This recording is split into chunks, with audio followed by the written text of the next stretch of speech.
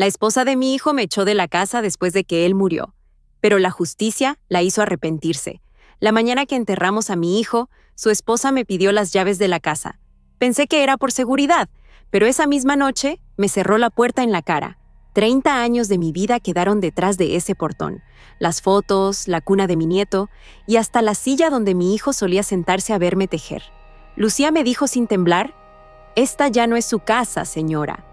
Era de él y él ya no está». Dormí 3 noches en el porche, bajo la lluvia, con la esperanza de que el dolor le ablandara el corazón. Pero no lo hizo. Y cuando creí que Dios se había olvidado de mí, un sobre con el sello de un notario cambió todo. Lo que descubrí dentro reveló que mi hijo había dejado algo que su esposa no imaginaba. Una verdad escrita con su puño y letra, y una casa que, por justicia, nunca dejaría de ser mía. Soy Mercedes, tengo 62 años, y esta es la historia de cómo la justicia me devolvió la dignidad. La mañana que enterramos a mi hijo, el aire olía a flores cansadas y a café frío. El panteón de Valle de Bravo parecía más pequeño con tanta gente hablando en voz baja, como si el murmullo pudiera convencer al dolor de que fuera más leve. Yo sostenía el rosario heredado de mi madre y repetía sin ruido los mismos 3 nombres: Jesús, José, María. Cuando el sepulturero echó la última palada, sentí que el mundo se inclinaba apenas, como una mesa coja que nadie se decide a arreglar. Lucía, la esposa de mi hijo, no lloró. Tenía los ojos secos y rojos, como si hubiese llorado de madrugada y hubiera decidido que, frente a los demás, no valía la pena seguir. Se acercó a mí sin tocarme. «Las llaves, señora», dijo. Pensé que era por seguridad, por el ir y venir de la gente. Bajé el cierre de mi bolsa y se las di sin preguntar más. «Gracias», añadió, pero no había gratitud en su voz, solo un cansancio áspero. Cuando nos fuimos, ella manejó el coche de mi hijo, y yo me senté en el asiento de atrás, mirando mi reflejo en la ventana como quien ve a una extraña. Aquella noche, el luto me pesó como cobija mojada. La casa se vació de visitas, de murmullos y de vasos a medio lavar. Lavé mis manos con agua fría, todavía olían a tierra. Antes de dormir, quise revisar la puerta del patio. Entonces la vi. Lucía estaba allí, con la lámpara del pasillo encendida, la sombra cortándole la cara en 2. Sostenía el manojo de llaves. «Esta ya no es su casa, señora», dijo sin temblar. «Era de él, y él ya no está». Tardé un segundo en entender las palabras como si vinieran desde muy lejos. «Lucía, por el amor de Dios», intenté. La puerta se cerró. El cerrojo giró como un reloj cruel. Afuera empezó a llover. Me senté en el porche con la espalda contra la pared tibia del día que se desvanecía, con el rebozo apretado en el pecho. La lluvia era fina, persistente, de esas que parecen no mojar hasta que ya estás empapada. Pensé en tocar de nuevo, en gritar, en correr con la dignidad a cuestas hasta la casa de Mariela, mi hija. Pero eran más de las 10, y los niños dormían. «Mañana», me dije, «mañana todo será un malentendido». Dormí a ratos, con la cabeza sobre la bolsa y las rodillas subidas, como si regresara a la adolescencia en la que aprendí a soportar sin quejarme. La segunda noche fue peor. La lluvia se hizo más gruesa. Una gota comenzó a caer desde el borde del tejado justo en mi rodilla derecha. 1, 2, 3, hasta volverme loca. Ensayé discursos que no dije. «Lucía, somos familia, mírame. Yo lo parí, yo lo lloré, yo lo quise». Si los hubiera pronunciado, quizás se me habría quebrado la voz y ella habría abierto. Pero no toqué. A veces una se acostumbra tanto al silencio que se le olvida que la palabra también es un arma. Al amanecer, con los dedos rígidos, supe que no podía seguir esperando misericordia, donde no la había. Con la luz del día, caminé hasta la cochera. La vieja Nissan blanca seguía donde mi hijo la dejaba, con el barro seco pintándole las llantas como tatuajes de carretera. Abrí la puerta del conductor. El olor familiar a aceite y a hojas secas me golpeó como una memoria dulce y amarga. Me senté. El asiento todavía tenía la curva de su espalda, un hueco pequeño en el que cabían mis ganas de llorar. Fue entonces cuando lo vi. Un parpadeo azul en el tablero. El GPS, que casi nunca usamos, estaba encendido. Un único marcador titilaba en la pantalla con un nombre que me heló la nuca. ¿Para Merce? Al principio creí que era un error. Toqué la pantalla con el índice tembloroso y el mapa se agrandó. Un camino serpentearía por la carretera 1 y luego tomaría una desviación hacia El Roble Viejo. 12 kilómetros. Nada más. Mi corazón se aceleró con ese modo raro en que a veces lo hace cuando se presiente un mensaje. Miré hacia la casa, la ventana de la sala, donde antes colgaban los papeles de los dibujos de los nietos, estaba oscura. El portón, firme. La palabra para se quedó pegada a mis ojos como un panal. ¿Para mí? Para Mercé. ¿Cuándo había programado él eso? ¿Por qué? Metí la llave en el switch. El motor tosió como un viejo resfriado y encendió. El limpiaparabrisas dejó arcos de claridad sobre las gotas. No pensé. Obedecí la ruta como se obedece una oración. Conduje despacio, cuidando las curvas, jurando que si la muerte me quería alcanzar, que lo hiciera en un tramo recto. A cada vuelta, el lago se asomaba por la izquierda como un ojo gris. A los 8 kilómetros, el mapa pidió tomar un desvío a la izquierda. La carretera desapareció en un camino de terracería. Bajé aún más la velocidad. Los árboles formaron un túnel verde de hojas brillantes por la lluvia. El sonido sobre el toldo de la camioneta se convirtió en tambor. Cuando por fin el GPS dijo, ha llegado a su destino, lo que vi fue una cerca baja, una puerta de madera y, detrás, una cabina de troncos con una ventana encendida. Encendida a esas horas y con la lluvia. Alguien me esperaba. Bajé con los hombros apretados dentro del rebozo. El agua me golpeó la cara como si quisiera despertarme de un sueño. Toqué la puerta con los nudillos. Se abrió sin candado, con ese quejido suave de la madera viva. El interior olía a café recién hecho y a jabón de barra. «Buenas noches», dije desde el marco, con esa prudencia de quien entra a una iglesia desconocida. No hubo respuesta humana, solo el chisporroteo de una vela que titilaba en el centro de una mesa. Entonces lo vi, sobre la mesa, un sobre grueso con mi nombre escrito en la letra cuadrada de Esteban. Mercedes Salgado, decía. Nadie pronuncia mi apellido completo desde que me casé. Me acerqué con el respeto con que se acerca uno a sus muertos. Había una llave pequeña atada con un hilo rojo al sobre. El hilo teñía de hebra tibia el papel. Recordé de golpe el día de nuestra boda. Esteban me ató un hilo idéntico en la muñeca. «Para que no se te olvide que te debo la luna», me dijo, riéndose. Abrí el sobre cuidando no romper la letra. Adentro, una carta breve, 4 párrafos y un dibujo a mano alzada. Un plano del terreno, los límites marcados con una X, una flecha indicando pared norte. Leí la carta en silencio, moviendo los labios como niña que repasa. «Merce, si estás aquí, es que Dios me llamó primero. No quise que te enteraras de todo en medio del ruido de los vivos.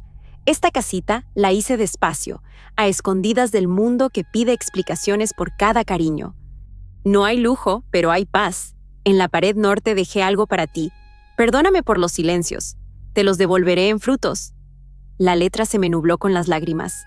«En la pared norte», repetí, reconociendo el trazo práctico de Esteban, siempre dando instrucciones claras, como si la vida fuera un taller que requiere orden. Recorrí la habitación con la vista. En la pared norte, detrás de una estampa de la Virgen de Guadalupe, había un tornillito brillante recién puesto. Lo quité con la uña. La lámina se movió y dejó ver un rectángulo de madera más oscura. Empujé con cuidado. Era una puertecita. Detrás, un hueco con un cuaderno de tapas negras, una bolsita de tela y un juego de papeles doblados con un clip. Apoyé todo sobre la mesa. Las manos me sudaban. Abrí primero el cuaderno, fechas en orden, empezando 20 años atrás. Listas de semillas, temporadas de lluvia, notas sobre el precio de parcelas en El Roble Viejo. En cada página, una línea al final. Para Merce. No entendí de inmediato. ¿Había venido hasta aquí todos esos años? ¿Había plantado, comprado, cuidado? Abrí la bolsita de tela. Un collar sencillo de plata cayó sobre mi palma con un dije en forma de paloma. Por un segundo oí su voz, como un eco. La paz no se compra, Merce, se cultiva. Los papeles del clip eran escrituras. Leí mi nombre completo, otra vez, con ese respeto de los documentos que nos inventan. Mercedes Salgado de Ibarra. El sello del notario, la firma de Esteban. La cabaña, los 10 hectáreas colindantes. Una cuenta de ahorro en un banco que yo nunca había pisado. Todo a mi nombre. Sentí que el piso se me movía, no como mesa coja, sino como lancha que aprende el pulso del lago. Me senté. Tomé aire. Lloré sin ruido. con la cara entre las manos. Cuando por fin pude levantarme, busqué una cafetera. La encontré limpia, preparada, como si alguien hubiera adivinado mi necesidad. Puse agua, encendí el hornillo. El sonido del hervor me serenó. Afuera, la lluvia insistía en su discurso. Adentro, la vela terminaba de gastar su luz en una lágrima de cera. No sé cuánto tiempo pasé leyendo el cuaderno.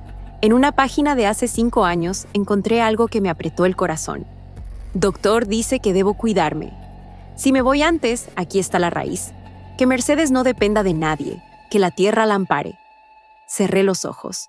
Esteban había sabido. Y había elegido callar no por orgullo, sino por piedad.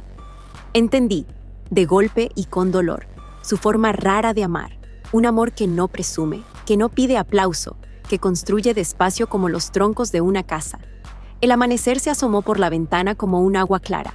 Afuera, las hojas estaban lavadas. El cielo parecía una herida que se cura. Guardé todo de nuevo en el hueco, menos el cuaderno y las escrituras, que metí en mi bolsa. Apagué la vela con los dedos humedecidos. Cerré la puerta de la cabaña y antes de irme, toqué la madera con la palma, como quien bendice. La terracería era ahora un camino de barro amable. La camioneta, paciente, me llevó de regreso al pueblo. Cuando doblé la esquina de la casa, vi el portón igual de firme. Pero yo ya no era la misma que se había dormido bajo la lluvia. Toqué. Nada. Volví a tocar. Fuerte.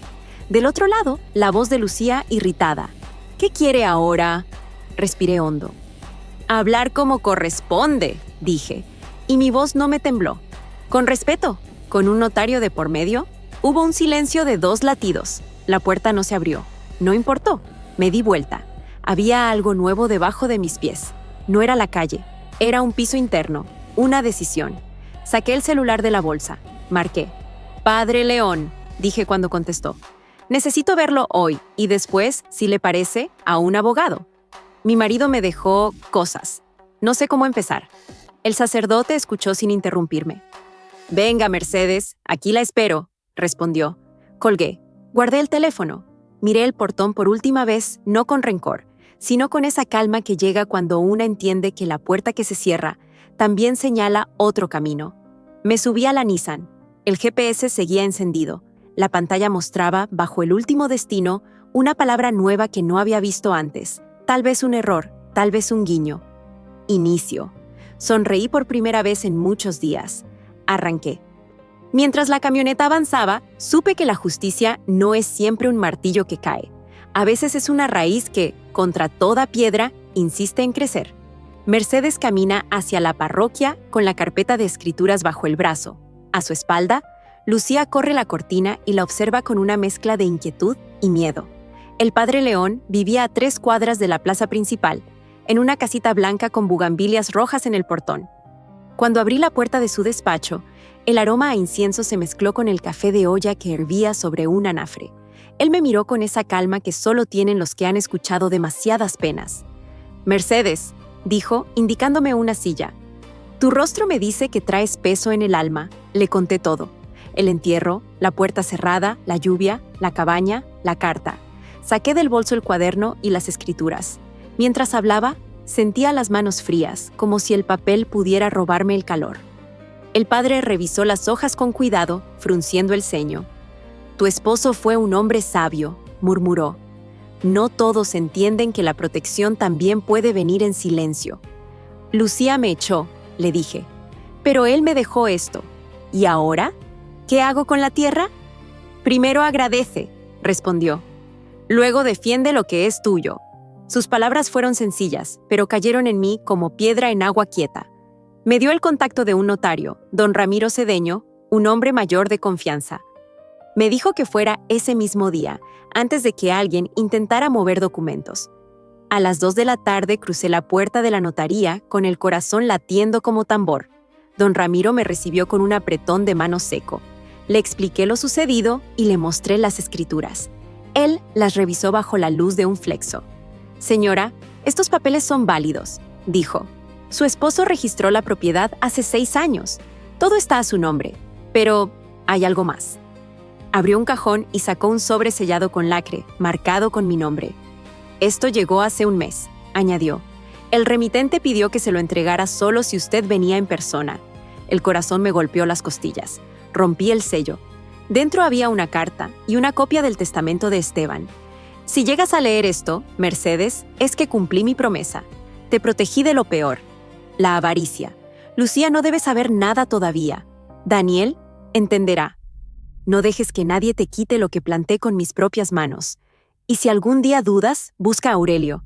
Él te mostrará lo que hay bajo el almendro grande. ¿Quién es Aurelio?, pregunté. Don Ramiro levantó la vista. Aurelio Mendoza. Vive junto al lago. Trabajó años con tu esposo. Es un buen hombre. Guardé la carta en el bolso y respiré hondo. Por primera vez en días, sentí algo parecido a dirección. Esa noche, de regreso al pueblo, me crucé con Lucía. Estaba parada en la tienda de abarrotes, hablando por teléfono. Llevaba el cabello recogido y un suéter nuevo. Su mirada era dura. Cuando me vio, colgó. ¿Qué hace aquí?, preguntó, cruzándose de brazos. Vine a ver al padre y al notario. ¿Notario? ¿Para qué? Para entender lo que mi esposo dejó, respondí, sin levantar la voz. Su rostro se tensó. ¿Dejó? No tenía nada. Eso creímos, dije, mirándola a los ojos. Pero el amor también deja huellas, Lucía. Pasé de largo. Sentí su mirada clavarse en mi espalda como alfileres. Al amanecer siguiente, tomé la Nissan y conduje hacia el lago. El camino se abría entre pinos altos, el aire húmedo y limpio. Bajo el almendro grande, decía la carta. En el borde del agua había una hilera de casas viejas. Frente a la última, un hombre podaba rosales. ¿Don Aurelio Mendoza?, pregunté. Él levantó la cabeza. ¿Mercedes Salgado? Lo estaba esperando. Me quedé helada. ¿Y Parek esperando? Esteban me avisó hace tiempo que usted vendría, dijo quitándose el sombrero. Dijo que no debía decir nada hasta verla aquí. Me llevó a un pequeño cobertizo. Dentro, un olor a tierra y madera húmeda. En una esquina, un baúl de metal. Lo abrió con una llave oxidada. Esto también es suyo. Dentro había carpetas, recibos, mapas de parcelas y un sobre cerrado. En el sobre, una foto nuestra. Esteban y yo en nuestra boda, con los años aún por delante. En el reverso, una frase escrita a lápiz. Para cuando olvides que fuiste amada. Me temblaron las piernas. Aurelio se adelantó. Él trabajaba conmigo aquí. Decía que el dinero se iba, pero los árboles quedaban. Cada temporada plantábamos juntos, y me pedía que anotara todo a su nombre. Yo guardé los papeles por si a usted la querían engañar. Las lágrimas me subieron sin permiso. Toqué la madera del baúl, fría, pesada, real. ¿Y la familia sabe de esto?, pregunté. No, me pidió silencio. Pero ya cumplió su tiempo. Afuera, el almendro del que hablaba la carta extendía sus ramas como brazos abiertos. Abajo, entre las raíces, un pequeño cofre enterrado. Aurelio lo sacó con una pala. Dentro había un reloj de bolsillo y una nota. Si lees esto, Merce, sabrás que te amé sin medida. No quise dejarte con palabras, quise dejarte con certeza. Si un día te faltan fuerzas, abre este reloj. No pude. No todavía. Guardé el reloj en el pecho. Cuando regresé al pueblo, la noticia ya corría. Lucía había ido al notario preguntando por mí. Mariela me llamó nerviosa. Mamá, Lucía dice que tú estás moviendo papeles de papá. ¿Qué está pasando? Le conté parte, no todo. Solo estoy entendiendo lo que él dejó, hija. Y no me quedaré sin techo. Colgué con la voz firme. Sabía que la tormenta apenas empezaba. Esa noche dormí en la cabaña. El sonido del lago era un consuelo. Sobre la mesa abrí el cuaderno de Esteban. En la última página, algo escrito con tinta más fresca que el resto. La justicia tarda, pero llega. Y cuando llegue, no la mires con rabia. Agradécele que te enseñó a esperar. Leí la frase varias veces. Afuera, los grillos marcaban el ritmo de una paz que todavía no creía mía. Cerré los ojos con el cuaderno sobre el pecho. En la oscuridad, juré que defendería cada pedazo de tierra que ese hombre dejó, no por codicia, sino por respeto. Porque a veces, pensé antes de dormir, el amor verdadero no se mide en abrazos, sino en las raíces que siguen creciendo, cuando el corazón ya no late. A la mañana siguiente, Mercedes despierta con un golpe en la puerta. Un mensajero trae una citación judicial a nombre de Mercedes Salgado de Ibarra. El golpe en la puerta me arrancó del sueño. Afuera, El lago todavía estaba cubierto de niebla y el aire tenía olor a barro fresco. Me envolví el rebozo y abrí. Un joven de chaqueta azul, con una carpeta bajo el brazo, me miró sin levantar la vista. ¿Mercedes Salgado de Ibarra? Sí, respondí. Notificación judicial. Tiene que firmar aquí. El bolígrafo me tembló entre los dedos. Firmé sin leer. El instinto me dijo que aquello venía de Lucía. Cuando el muchacho se fue, me senté en la mesa, miré el sobre cerrado y esperé unos segundos antes de abrirlo. Dentro, un documento con sellos y letras frías. Demanda por presunta falsificación de documentos y retención indebida de propiedad. Por un instante, el mundo se me deshizo. El papel me pesaba como piedra. Lucía me estaba llevando a los tribunales. Guardé la carta y antes de que el miedo se instalara por completo, llamé a don Ramiro. «Necesito verlo urgente», le dije. 1 hora después estaba en su oficina, las manos sobre la falda como si rezara. El notario me escuchó en silencio. «Era de esperarse», dijo al fin. «Ella piensa que su esposo no dejó nada y que usted se apropió. Pero los sellos son legítimos. No tiene cómo probar lo contrario». «No puedo con esto sola», susurré. «¿No lo estará?», respondió. «Conozco un abogado en Toluca, el licenciado Robles. Es un hombre justo. Lo llamaremos hoy». Le di las gracias. Cuando salí a la calle, la gente me saludó como siempre, pero yo sentía la mirada distinta, como si ya supieran. Valle de Bravo es pequeño. Las noticias vuelan con las campanas. En la tarde, Mariela vino a verme. «Mamá, ¿por qué no me dijiste que te habían demandado?», preguntó apenas cruzó la puerta. «No quería preocuparte. Lucía anda diciendo que papá te dejó nada y que te inventaste un testamento», me interrumpió.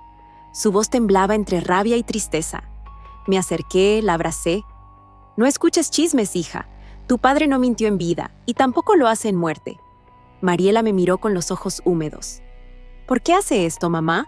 ¿Por qué Lucía?». «Porque el miedo se disfraza de orgullo». Le acaricié el rostro. «Y ella tiene miedo de perder el control». Mariela suspiró y me entregó un sobre. «Daniel te manda esto. Dice que no puede enfrentarse a su esposa, pero que confía en ti». Dentro había un recibo de cuenta bancaria a nombre de Esteban, con el sello del banco y una nota en letra temblorosa. «Mamá, si algo pasa, este dinero es parte de lo que papá guardó. Guárdalo hasta que todo se aclare». Mis ojos se nublaron. El hijo que callaba estaba, al fin, de mi lado. A la mañana siguiente, el licenciado Robles llegó en un coche gris. Era un hombre de unos 50 años, de hablar lento y mirada directa. «Doña Mercedes», dijo, «revisé los documentos. Todo es legítimo. La denuncia es débil, pero debemos presentarnos en audiencia para aclararlo. ¿Y si ella tiene dinero, abogados?» «La verdad no se compra», respondió con una media sonrisa, «pero sí se defiende con orden». Le di el cuaderno de Esteban, el de las anotaciones de siembras y compras. Lo revisó, pasando el dedo por los años escritos. «Esto es más valioso que cualquier título. Es la historia de un trabajo». Sentí que por primera vez alguien entendía. 2 días después, llegó la fecha de la audiencia. Me vestí con mi mejor blusa blanca y el rebozo negro del luto. Caminé hasta el tribunal con el licenciado a mi lado. En la puerta, Lucía esperaba rodeada de 2 abogados jóvenes. Cuando me vio, giró el rostro. Dentro, el juez, un hombre de bigote fino y ojos cansados, nos pidió silencio. «Señora Lucía Torres de Ibarra», dijo, «presente su acusación». Lucía se levantó, segura, altiva. «Mi suegra falsificó documentos para quedarse con propiedades que pertenecían a mi difunto esposo. No existen registros de que él tuviera terrenos». El juez asintió. «¿Y usted, señora Mercedes?», me levanté despacio. «Mi esposo, Esteban Ibarra, registró esos terrenos hace 6 años. Los cultivó con sus manos. Me dejó una carta, un cuaderno y este testamento que el notario cedeño certificó. Entregué los papeles. El juez los revisó, frunció el ceño. «Estos sellos son oficiales», dijo. «La firma coincide con los registros notariales». Lucía palideció. Uno de sus abogados trató de objetar, pero el juez levantó la mano. «Silencio, continuemos». Entonces, el licenciado Robles pidió permiso para presentar pruebas adicionales. Fotografías antiguas de Esteban y Aurelio trabajando la tierra. En todas se veía el mismo terreno, el mismo hombre, la misma fecha. Lucía apretó los labios. «No puede ser», susurró. El juez pidió un receso. Afuera, en el pasillo, ella se me acercó por primera vez en semanas. «¿Por qué hace esto?», preguntó, la voz baja, casi temblando. «Porque él me pidió cuidar lo que amaba», respondí. «Usted no entiende», dijo. «Si esas tierras son suyas, mi hijo no tendrá herencia». «Tu hijo tiene madre». «Eso ya es una herencia», le dije, sin rabia. Lucía bajó la cabeza. Por un instante pareció pequeña, perdida. Luego se giró y volvió al pasillo. Esa noche regresé a la cabaña exhausta. En la mesa, el reloj de bolsillo seguía cerrado. Recordé la nota de Esteban. «Si te faltan fuerzas, abre este reloj». Lo tomé con las 2 manos. Al abrirlo, dentro había una foto diminuta, nosotros 2, y un papel doblado con letra fina. «Merce, si llegaste a abrirlo, es porque el miedo tocó tu puerta. No te asustes. La justicia tarda, pero llega. Si alguien te hiere, no respondas con ira. Recuerda, quien defiende la verdad no necesita gritar». Lloré en silencio, sosteniendo el reloj como quien sostiene un corazón prestado. Al día siguiente, el juez emitió su decisión provisional.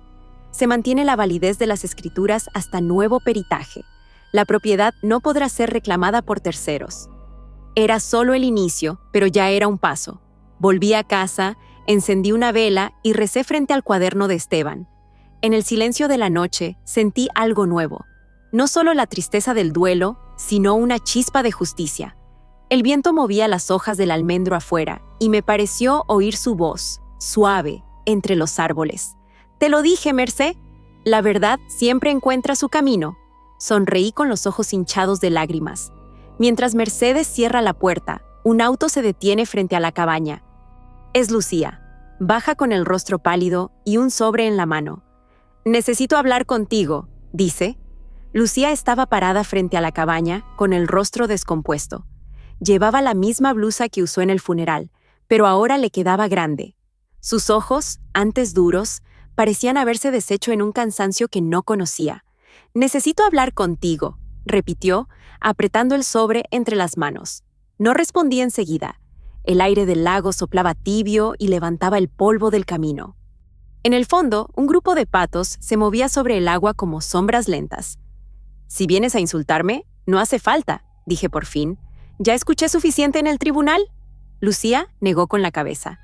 «No, no vine a eso». Se quedó quieta. «Pasa», le dije, y abrí la puerta. Entró con cautela, como si la madera pudiera juzgarla.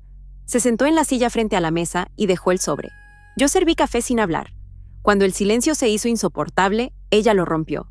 «Soñé con él». No supe si se refería a mi hijo o a su esposo, pero sus ojos se llenaron de lágrimas antes de que yo preguntara. «¿Con Esteban?», dijo. Lo vi de pie junto al almendro, me miraba como cuando me reprendía sin palabras. Y yo desperté, sabiendo que tenía que venir. Empujó el sobre hacia mí. Dentro había un cheque y una nota breve, escrita a mano. «Para que no digas que todo lo hice por dinero». «No quiero tu dinero», respondí. «¿No es mío?», dijo ella.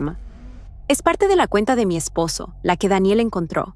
Si los terrenos son tuyos, esto también te corresponde». La miré en silencio. Algo en su voz había cambiado.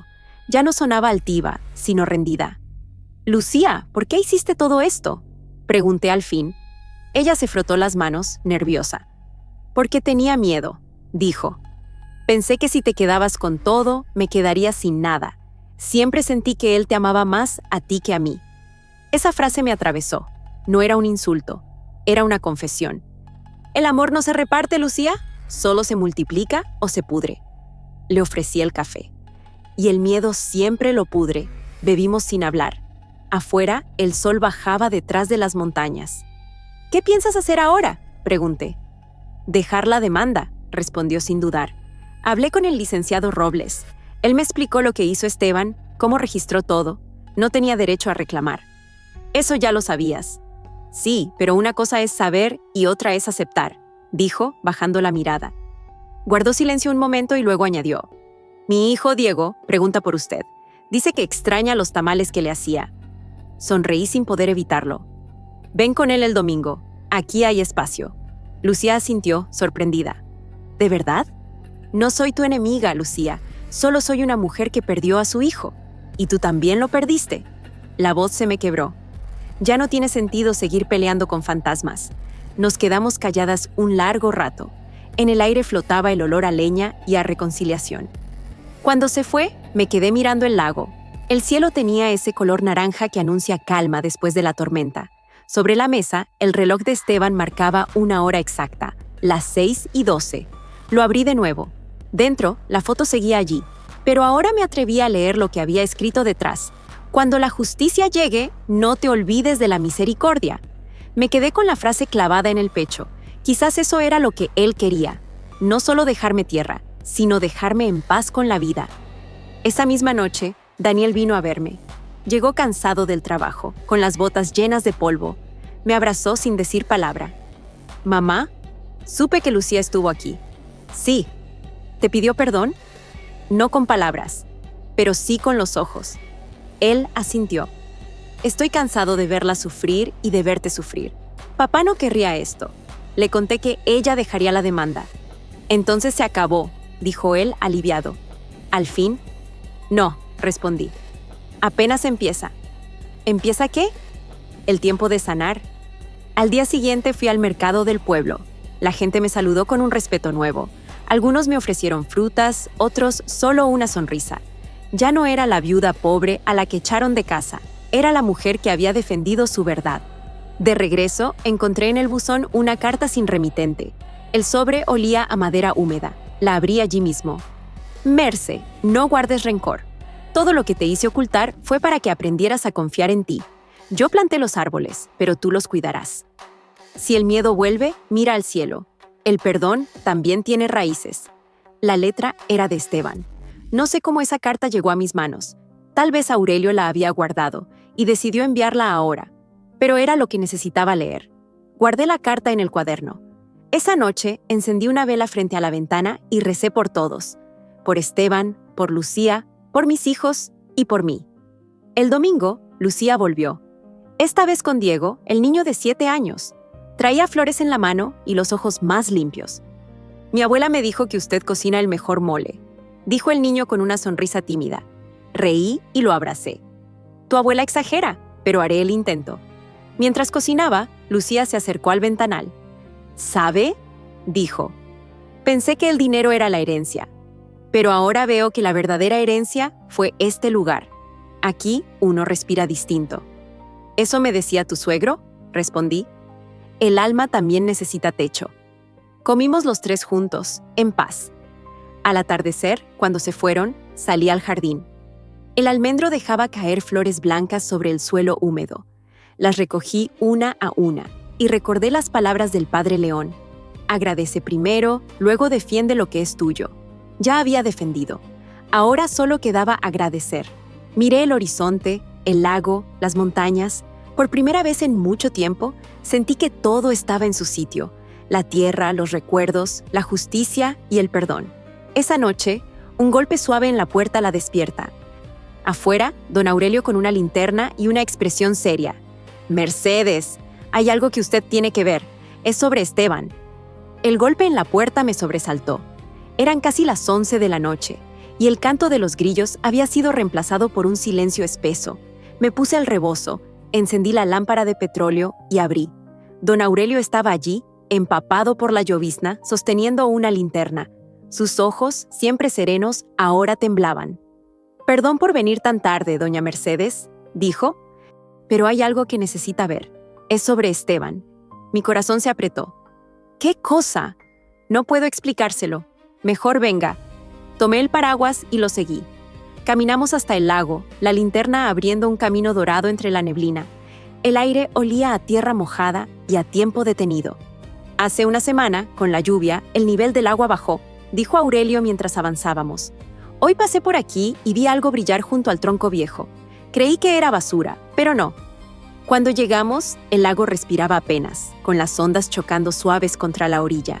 Aurelio señaló con la linterna un punto entre las raíces del sauce.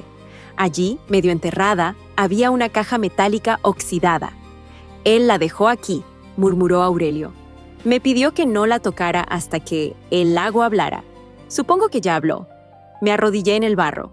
La caja tenía el mismo sello que las otras que Esteban usaba. Sus iniciales, EI, grabadas torcidamente. La abrí con las manos temblorosas.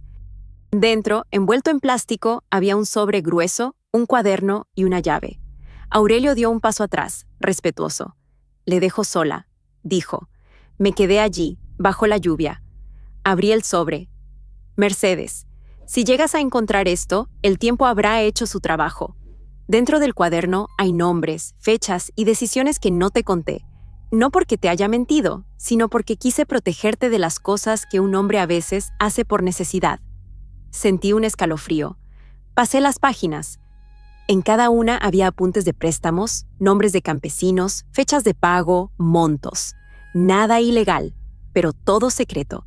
Esteban había financiado a decenas de familias para evitar que perdieran sus tierras ante los bancos. Muchos nombres los conocía, los de la panadera, el mecánico, el maestro del pueblo. Y al final, un párrafo en tinta más fresca. Aurelio sabe que esta llave abre el cuarto pequeño detrás de la cabaña. No temas. Lo que guardé ahí no es dinero, sino memoria. Si alguien quiere entender quién fui, que lo abra contigo. Volví la mirada hacia Aurelio, que esperaba en silencio a unos metros. ¿El cuarto detrás de la cabaña?, pregunté. Sí, señora, el que siempre estuvo cerrado. Él me dio la llave hace años, pero me dijo que solo usted debía usarla. De regreso, la luna apenas iluminaba el camino. El viento silbaba entre los pinos. En la parte trasera de la cabaña había una puerta que jamás había logrado abrir. Siempre pensé que era un viejo depósito. La llave encajó con un clic. Adentro, el olor era a madera seca y a aceite viejo. Encendí la lámpara. El lugar estaba lleno de cajas etiquetadas con años. 1998, 2003, 2010, 2018. Sobre una mesa había una cámara fotográfica antigua y un proyector. Encima, una nota. Para que recuerdes que la riqueza más grande no se guarda, se comparte. Apreté el botón del proyector. En la pared aparecieron imágenes. Esteban joven, construyendo la cabaña, plantando árboles, entregando alimentos a familias. Luego, una foto mía, de espaldas, en el patio de la casa vieja, colgando ropa bajo el sol. Su voz sonaba en una grabación vieja, acompañando las imágenes. Si algún día ves esto, Merce, quiero que sepas que cada árbol, cada ladrillo y cada peso que guardé, lo hice para que tu vida no dependiera de nadie más. No me importaba si me creías un tonto o un fracasado, porque prefería tu tranquilidad a mi orgullo. Me tapé la boca con las manos. Las lágrimas caían una detrás de otra, como si el lago hubiera decidido nacer en mis ojos. Cuando el proyector se apagó, el silencio fue absoluto. En el fondo del cuarto, sobre una estantería, había una carpeta marcada con mi nombre.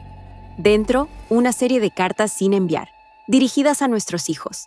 En una de ellas, escrita para Lucía, leía: Lucía, si alguna vez el dolor te vuelve cruel, piensa en tu hijo. Él aprenderá de ti si sabes pedir perdón. A Mercedes la herirás, pero ella sabrá perdonarte, porque tiene más corazón que orgullo. Cuida de Daniel, no repitas mis silencios. Y otra para Mariela: hija, no permitas que el resentimiento de otros te arrastre. Ama con la misma terquedad con la que yo trabajé la tierra. Me quedé leyendo esas líneas una y otra vez, hasta que la lámpara comenzó a parpadear. Aurelio se acercó a la puerta. ¿Todo bien, señora? Sí, respondí con la voz quebrada. Pero necesito un favor. Lo que quiera. Mañana quiero reunir a mis hijos aquí. Que vean esto, que sepan quién fue su padre. Aurelio asintió. Será un día largo, doña Mercedes, pero justo. Al amanecer, el lago parecía un espejo. En la orilla, las flores del almendro flotaban como pequeños barcos. Me senté frente a la puerta del cuarto secreto, con el cuaderno de Esteban en las manos. Pensé en todo lo que había descubierto, el dinero, las tierras, los préstamos, las cartas, y entendí que su silencio no fue cobardía, fue una forma de amor que pocos hombres conocen. A lo lejos, escuché el motor de un auto. Daniel, Mariela y Lucía llegaban con los niños. Respiré hondo. La verdad, al fin, saldría del agua. Cuando Mercedes se dispone a mostrarles el proyector y las cartas, Aurelio entra agitado. «Doña Mercedes, ¿hay alguien más que necesita ver esto? Dice que fue amigo de Esteban y que tiene algo que le pertenece». Aurelio entró con el sombrero en la mano, el rostro pálido y la voz entrecortada. «Doña Mercedes, Hay un hombre afuera. Dice que fue amigo de don Esteban y que tiene algo que pertenece a usted. Me levanté, confundida. ¿Cómo se llama? Se presentó como Rafael Olmedo. Viene de la Ciudad de México. Los muchachos intercambiaron miradas. Lucía apretó el brazo de Daniel. ¿Qué querrá ahora otro desconocido?, preguntó con un dejo de desconfianza. Pero había algo en el tono de Aurelio, una mezcla de respeto y sorpresa, que me hizo salir sin preguntar más. En el camino, junto al portón, un hombre de unos 60 años esperaba con un maletín y una gorra empapada por la llovizna. Cuando me vio, se quitó el gorro y se inclinó apenas. ¿Usted es la señora Mercedes Salgado?, preguntó. Sí, soy Rafael Olmedo. Trabajé con su esposo durante años, en la empresa donde él invertía. Sentí que el corazón me subía al pecho. ¿Empresa? Sí, señora. Don Esteban era más que un cliente. Fue uno de los socios silenciosos de un fondo agrícola que ayudó a campesinos de todo el centro del país. Y antes de morir, me pidió que, si algo le pasaba, le entregara esto a usted. Sacó del maletín un sobre grande, sellado con lacre y con mi nombre escrito en tinta azul. El papel olía a madera y humedad, igual que todo lo que él tocaba. ¿Puedo...? Pregunté. Por favor, dijo el hombre, dando un paso atrás. Abrí el sobre. Dentro había un documento firmado por Esteban y por aquel Rafael, con sellos oficiales. Una donación a nombre de la Fundación Tierra Firme, a través de la cual se otorgaban microcréditos a familias rurales. Y junto al documento, una carta breve, escrita con su caligrafía cuidadosa. Merce, si lees esto, es porque todo salió como lo planeé. Lo que guardamos no era solo nuestro. Parte de esas tierras, de esos frutos, pertenecen a quienes nos ayudaron a sembrarlos. Rafael sabrá cómo continuar. Tú decides si esta obra sigue viva o se queda dormida. Sea cual sea tu elección, sabré que lo harás con el corazón que te hizo mi compañera. Mi visión se nubló. ¿Cuánto tiempo hace que guardaba esto?, pregunté. Rafael bajó la mirada. ¿Desde el año pasado? Él sabía que el corazón le estaba fallando. Vino a verme una última vez y me dijo: mi esposa sabrá cuándo abrir la tierra otra vez. Lucía dio un paso al frente. ¿Qué quiere decir con eso? El hombre la miró con serenidad. Que su esposo no solo pensaba en su familia, pensaba en toda la gente que no tiene dónde sembrar. Hubo un silencio largo. Afuera, el sonido del lago llenaba el aire como si escuchara con nosotros. Horas después, todos estábamos reunidos en el cuarto secreto. Rafael observaba las cajas y las fotos con respeto, mientras Mariela acariciaba los lomos de los cuadernos. «Esto es más grande de lo que imaginábamos», dijo Daniel con la voz baja. «Papá fue un hombre que vivió en 2 mundos». «No», respondí, «vivió en uno solo, el del silencio, pero con propósito». Lucía, que había permanecido callada, se levantó. «Mercedes, creo que sé lo que tiene que hacer». La miré. «Esta tierra puede seguir ayudando. El fondo, la fundación, podríamos mantenerlo. Usted puede ser la cabeza y nosotros ayudar, no por dinero, sino por justicia». Sus palabras me conmovieron. No eran solo disculpas, eran compromiso. «¿Y qué diría Esteban?», pregunté. Rafael sonrió. «Diría que la tierra no entiende de rencores, solo de manos que trabajan juntas. Nos miramos todos y, sin decirlo, entendimos. Esa tarde, firmamos el acuerdo para continuar la fundación bajo el mismo nombre que él había elegido, Tierra Firme. Los meses siguientes fueron un torbellino. Las tierras alrededor del lago se convirtieron en huertos comunitarios. Campesinos de los pueblos vecinos venían a aprender técnicas, a sembrar, a vender sus productos. Lucía se encargó de la contabilidad. Daniel organizó talleres para jóvenes. Mariela, maestra de vocación, enseñaba a leer y escribir a los hijos de los trabajadores. Y yo, cada mañana, caminaba por el sendero hasta el almendro, el árbol que lo había iniciado todo para agradecer. A veces me parecía oír su voz entre las ramas. «Ahora sí, Merce, lo que sembramos floreció». 1 año después, el juez nos citó por última vez para cerrar el caso. La demanda había sido retirada oficialmente, y las escrituras quedaron registradas a mi nombre. Cuando el juez firmó el documento, me miró por encima de los lentes. «Señora Mercedes», dijo, «pocas veces en mi carrera he visto a una mujer defender algo con tanta dignidad. Su esposo estaría orgulloso. Salí del tribunal con el corazón ligero. Afuera me esperaban mis hijos y Lucía. Caminamos juntos hasta la plaza, donde el aire olía a pan recién horneado. Lucía me tomó la mano. «Gracias por no odiarme, Mercedes. El odio enferma la tierra», le respondí. «Y la tuya ya empezó a sanar». Nos abrazamos largo, como dos mujeres que finalmente se reconocen en el mismo dolor. Esa noche, de regreso a la cabaña, abrí el reloj por última vez. Dentro, además de la foto y la nota, había algo que nunca había visto. Una diminuta semilla envuelta en papel. En el papel, una frase escrita con trazo firme. «Si algún día el lago calla, planta esto». Y recuerda, lo que amamos florece de nuevo. Salí bajo la luna y la enterré al pie del almendro. El viento soplaba suave, como una respiración conocida. A los pocos meses, brotó una pequeña planta, distinta de las demás, con hojas color verde oscuro y flores blancas que olían a lluvia. Era su manera de quedarse. Desde entonces, cada vez que alguien llega al centro comunitario Tierra Firme, lo primero que ve es ese árbol nuevo frente al lago. Y debajo, una placa de bronce que dice: «Aquí descansan las raíces de un amor que eligió la justicia antes que el orgullo». Mercedes siguió viviendo en la cabaña de Huasca, rodeada de nietos y de la gente a la que Esteban ayudó sin esperar nada. Nunca volvió a abrir el reloj. Decía que ya lo escuchaba sin necesidad de girarlo. Cada tarde, cuando el sol caía detrás de los pinos, se sentaba frente al lago con una taza de café y murmuraba: «Gracias, mi amor, por enseñarme que la herencia más grande no se deja escrita, se deja sembrada». Si esta historia tocó tu corazón, suscríbete a Cicatrices de Hogar. Aquí recordamos que la vida siempre da segundas oportunidades y que la justicia, aunque tarde, llega para sanar lo que el dolor intentó romper. Suscríbete, comparte y acompáñanos en más historias donde el alma y el hogar se vuelven uno solo.